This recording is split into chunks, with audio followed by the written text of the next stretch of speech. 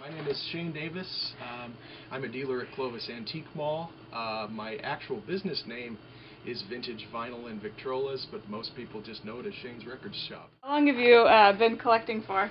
I've been collecting records since I was about 4 years old. I think I destroyed my parents' record collection when I was 3 and just been into it ever since. I come from a musical family. Mm-hmm. My grandfather, who I never knew, he was a guitar player in a country western band in this area back in the 1950s. Uh-huh. And so that's always just kind of been around? Exactly. Music's always been around. Yeah. Do you remember what the first records were you started pulling from your parents' collection? It was old rock and roll from the 50s. Yeah. Is what they mostly had.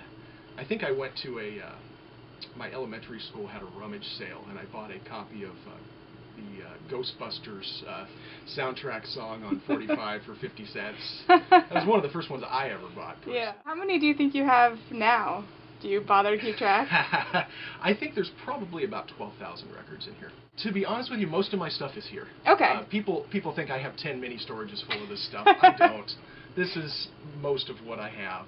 I'm sure you have a private stash. What's that like? It's not huge. There are some favorites of mine at home. There's also copies of really, really rare records that were in such awful condition I didn't want to put them in here, but I didn't want to throw them away, so they went home with me. What are some of the records that you have at home that are your favorites? The ones that, aside from, those really collectible ones. Aside from Ghostbusters? Aside from Ghostbusters and the thrash records that you can't stand to trash, what are the ones that you really treasure? I'm always been a fan of the Beatles, also the Beach Boys. I have a lot of Beach Boys albums. The rest of it, I'm a 45 collector also, and a lot of the records, when you get into that kind of stuff, it gets really obscure. And I have a lot of records I really like by bands you've never heard of that made one record, 145, and you never heard from them again. Yeah. That's a lot of my personal favorites. Okay. Do you have one album in particular that you just can't live without? There's an album I have by Chubby Checker. After his career was completely over, he went to Europe and I believe did some drugs and made this psychedelic rock album that's actually fantastic. It's a good album. Okay. Nobody else thinks so, but I do. Is there one in the collection that's super rare? Like what's the most valuable record? I can tell you the most valuable record I have here, if you want, is right behind me. It's a Beatles album where it's known as the Butcher cover. They took they got with a weird photographer back in the 60s, and he took some pictures of them surrounded by decapitated baby dolls and raw meat, and this somehow got translated into an album cover, and it was recalled like a week later. Okay. And so there aren't too many out there? There aren't too many out there. How'd you come across that one? Just one of my buys. I bought a big collection of records and said, oh, this is in here. Where do you go to buy?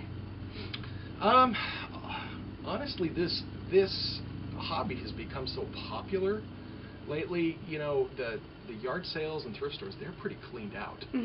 Honestly, I get most of my stuff from it just coming in the door. Do you get a lot of good stuff from the people here in the valley? Yeah, there's a lot of good records in this area. Is there one that stands out as really just caught you off guard when it came in the door? There was one time I bought a collection of records and I noticed that somebody had written their name at the top of the album cover, and I looked at it and I went, I know this person. I work with him here.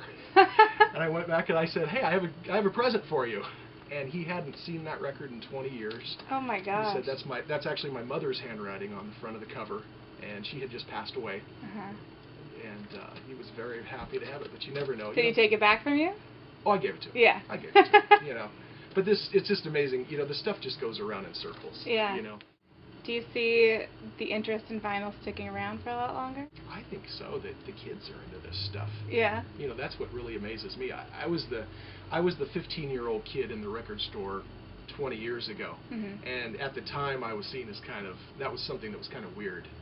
People my age didn't get that, and now I see these 15-year-old kids in here all the time, and it's kind of enlightening. It gives me some faith in humanity. A 15-year-old kid was in here a while back asking me for Dave Van Ronk. I said, how do you know who that is? He's a folk singer from the 60s. Yeah. He's kind of obscure. How do you know this? Yeah, what did he say? He asked me for that, and I said, yeah, I've got some of them. Did he tell you how he knew of that guy? I think where they're finding it is over the internet. Mm-hmm. You know, you go on YouTube, you go on the internet, and you say, well, I like this band. Well, here's some other stuff like it. Is this it for you? Like, this is what you see yourself doing? I hope so. Yeah. I'm really lucky. You know, I'm someone who's been able to do something I love and scratch out a small living at it. Yeah. And, I mean, how many people can say that?